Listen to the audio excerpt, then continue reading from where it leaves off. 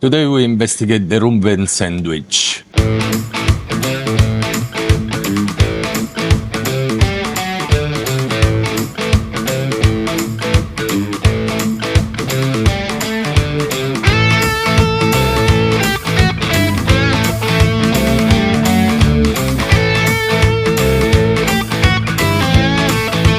The origin of the story is debated by many. There are two versions. The New York version, in the famous Reuben delicatessen in New York, Mr. Arnold Reuben invented this sandwich. It was for a lady, a famous actress, Mrs. Annette Selou, coming to the restaurant starving after a function and asking to the chef to invent something exciting and new. And from there born this sandwich made with corned beef, Swiss cheese, sauerkraut, and in this case Russian dressing. The second version, the Omaha version in Nebraska, speak about this guy, Reuben Kulakovsky, a Jewish grocer that in 1920 he was part of a poker group really famous in the Blackstone Hotel, where the owner, Charles Schimmel, put in the menu this sandwich and become extremely popular. In this case was no Russian dressing but Thousand Island dressing. But there is no proof, definite proof, that confirm which one is the real one. That means both recipes become extremely popular in America. We will follow the New York version today, and we will do the Reuben sandwich from scratch.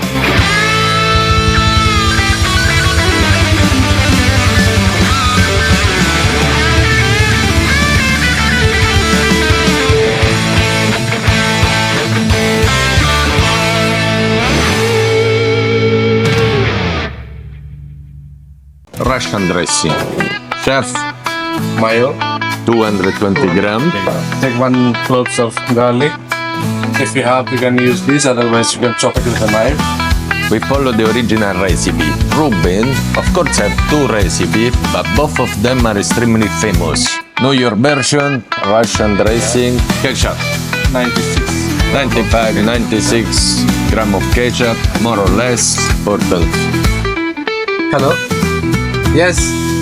Hot sauce, if you wanna use another sauce, we use Tabasco. Like this, you can find it everywhere. How much? 30 grams, 35. 15 grams Worcester sauce, smoked paprika. Smoked paprika. Give this aroma really typical of the Russian dressing. 3 grams, more or less 3 grams, 1 tablespoon. Chopped chives, we don't chop it, chop chives. Horseradish, if you have it fresh, you can grate it, otherwise you buy the paste. It's a nice product, you know what I mean. 1 teaspoon horseradish. Salt, pepper. Okay, just flavor it. Russian dressing. Why they call it Russian dressing? Hey, you know why they call it Russian dressing? If they invent in America? Mr. Russian in America. It's a sauce invented in the United States, but because some versions use caviar and pickles, there is this association with Russian flavor. For that reason, they call it Russian dressing. That's it. Connection to Russian may come from the inclusion of ingredients like caviar or pickles. That we don't put it. We know something else. Russian dressing, done. Next step, the brine. We start from the brine. For the brine, you need container. It's a water solution. We need to pour everything in a container, cover with water, and put the beef on it. What we need? Mustard seed, coriander seed, peppercorn, smoked paprika, bay leaf, brown sugar, very important, onion powder, garlic powder, salt, in this case rock salt, pureed salt.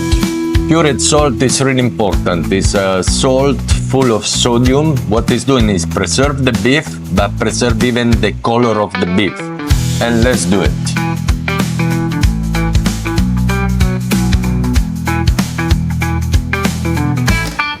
Okay, let's speak about the brisket. Brisket is divided in two parts. We said, of course, is the lowest breast of the cow, the flat and the point. Flat part, you can see it's called flat, yeah, is more uniform, less fat and less marbling, normally used for braise it. Mostly when you find in the grocery, you find this part for the pastrami. And after you have the point that is more fat. You're supposed to remove this fat. It's not uniform. That means it's cooking different. Normally it's used for slow cooking and to do pulled beef. That means we go with the flat part. Go, chef. Go ahead. Our butchery is off today. Got sick. What is this, USA? Yes. USA. Of course, USA recipe, USA brisket with Russian dressing, very nice. This is what we want. Small part of fat, of course, that keep the beef nice and juicy, but the beef itself. This is what we are gonna cure in the brine.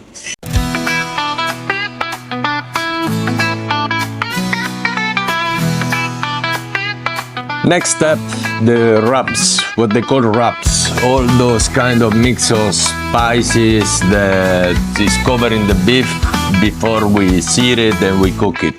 But that, again, I always have a special accessory for you. This is a spicy grinder. I bought it in Amazon, again, 80 dirham. They call it coffee grinder, but it's the same.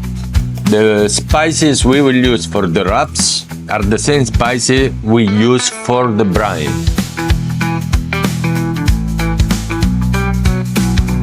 Okay, time to remove from the brine the beef after 4 hours in this case. Look at that. Now we have our cured beef.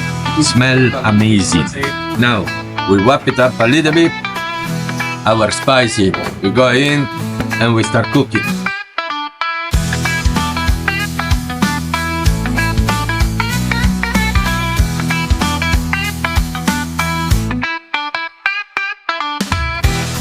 Look at that. This is our smoking part. Yeah. One of the tips of today. When we have the steak, we have the charcoal. What we do, we pour oil on the charcoal to create the smoke. 100 degrees for 1 hour to get this smoky flavor. After, we will pack sous vide 6 hours and ready to go. 1 hour. Go.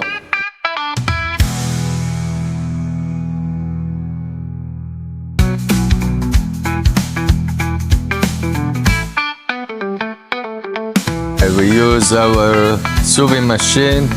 In this case will be 72 degrees. We will sous vide for a minimum of 3 hours and go till 6 hours. This will maintain the juice of the meat and tenderize the inside.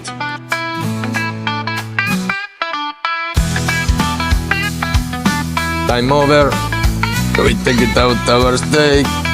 Time to cut. You can cut it thicker, some people are cutting thicker, but we want these kind of things. Not too thick, not too thin. 6 hours, actually 7 hours total for now to prepare our beef pastrami, but it's amazing. Russian dressing ready, bread. We use rustic bread. Emmental Swiss cheese, sauerkraut. We use in our sauerkraut a little bit of mixed pickle, will make the difference. And of course, remember this Russian feeling close to the Russian cuisine. And let's build this monster.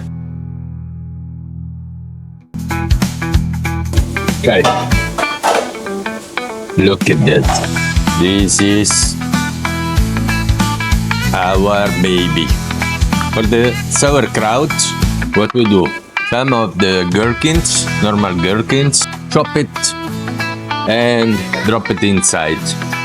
Russian sauce, rustic bread. If you wanna use the original, was a rye bread, emmental cheese, and pastrami. Not the pastrami. You can do what you want. I saw a lot of video where the pastrami, they use it coming directly from the smoking, cut big thicker slice and put in this beautiful sandwich. Why not? Looks like more a steak sandwich than a Reuben sandwich. Cured pastrami is what we want. This is make the difference in our Reuben sandwich. Nice, wet, juicy.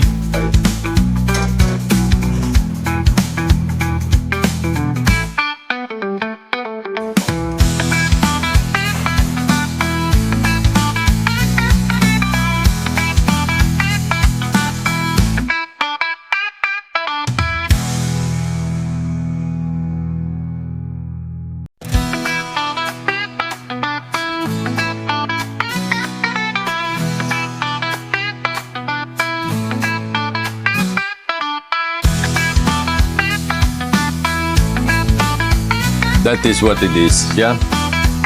English mustard at the bottom, pastrami, cheese, a little bit of sauerkraut, a little bit pastrami again on top, a little bit of sauerkraut, a little bit of cheese. Maybe it's not the New York version, this is the Abu Dhabi version, but it's the best. Look at that.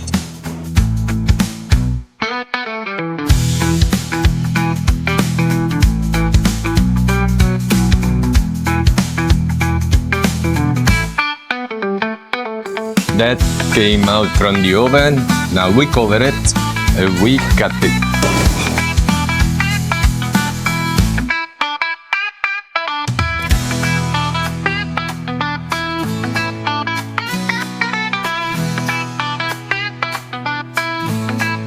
You see that?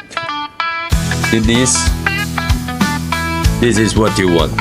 Yeah, those layers in the middle with the Swiss cheese, the sauerkraut, the beautiful handmade pastrami, still nice and juicy. Time to taste.